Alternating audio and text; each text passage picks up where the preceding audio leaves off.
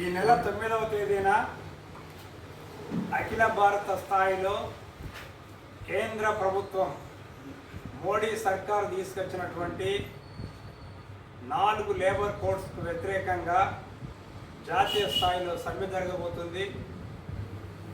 ఈ సమ్మెలో కార్మిక వర్గం అంతా పాల్గొని విజయవంతం చేయాలని సింగరేణి కార్మిక వర్గానికి కార్మిక సంఘాల ఐక్యవేదిక తరఫున విజ్ఞప్తి చేస్తున్నాం. ఎందుకంటే 70 ఏళ్ల స్వతంత్ర భారతదేశంలో ఏదైతే కార్మిక వర్గానికి రక్షణగా నిలబడ్డటువంటి 44 కార్మిక చట్టాలని 29 చట్టాలుగా చేసి 29 చట్టాలని 4 లేబర్ కోడ్స్గా తీసుకురావడం జరిగింది. ఈ 4 లేబర్ కోడ్స్ వచ్చినట్టయితే మనం ఇప్పటిదాకా పనిచేస్తున్నటువంటి 8 గంటల పనిదినం పోయి 12 గంటలు అవుతుంది. అదేవిధంగా ఓవర్ టైం అలవెన్స్ అనేటువంటిది ఉండదు, వారాంతపు సెలవులు ఉండయి. ఇప్పటికే వారంలో 70 గంటలు పనిచేయాలనేటువంటి ఒత్తిడిని ఇవాళ బడా పెట్టుబడిదారులు కార్పొరేట్ శక్తులు తీసుకొస్తున్నటువంటి పరిస్థితి. అంతేకాకుండా ముఖ్యంగా ట్రేడ్ యూనియన్ పెట్టుకునేటువంటి పరిస్థితి ఉండదు. ఏదైతే ట్రేడ్ యూనియన్ చట్టం 1926, అంతేకాకుండా 36లో తీసుకొచ్చినటువంటి పారిశ్రామిక వివాదాల బిల్లు, పెన్షన్ చట్టం, 1965లో వచ్చినటువంటి బోనస్ చట్టం, ఈఎస్ఐ చట్టం, పేమెంట్ ఆఫ్ వేజెస్, మహిళా బిల్లు, అనేక కార్మిక సంఘాలన్నీ అనేక చట్టాలన్నీ కూడా ఇవాళ రద్దు చేసి 4 లేబర్ కోడ్స్లో వస్తున్నాయి.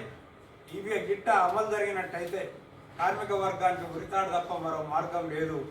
అందుకని చెప్పి దేశంలో ఉన్నటువంటి అన్ని కార్మిక సంఘాలు, ట్రేడ్ యూనియన్లు, ఫెడరేషన్లు అన్నీ కూడా ఇవాళ మోడీ ప్రభుత్వం తీసుకొచ్చినటువంటి దుర్మార్గమైనటువంటి చట్టాన్ని తిప్పికొట్టాలని, వీటిని రద్దు చేసేంత వరకు కూడా కార్మిక వర్గం ప్రతిఘటించాలనేటువంటి ఒక డిమాండ్తోని గత 15 రోజులుగా కార్మిక వర్గం అన్ని ప్రాంతాలలో ఆందోళన చేస్తుంది. అలాగే సింగరేణిలో కూడా కార్మిక సంఘాల ఐక్యవేదిక గత 15 రోజుల నుంచి కూడా పెద్ద ఎత్తున సమావేశాలు నిర్వహిస్తుంది, ప్రచారం నిర్వహిస్తుంది.